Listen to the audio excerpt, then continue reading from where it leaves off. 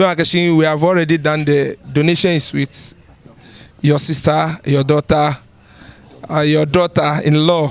Thank you very much. Your daughter-in-law. These are the things we presented to her with a little bit cash.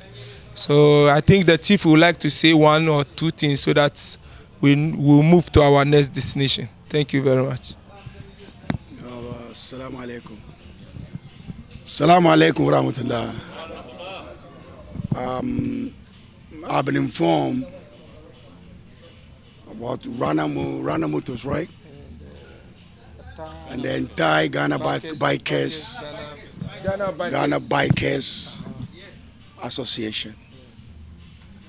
Indeed, we are in the month of Ramadan, month of Sadaqah, month of a lot of things. Allah bless your effort. Indeed, I'm so grateful for coming into my home to remember your brother, your friend who has passed, and to remember the wife and bring some sadaqah to support them for the Ramadan. Indeed, Allah bless your effort. We're so grateful, and may we live for many years and see many Ramadan, inshallah, hopefully next year.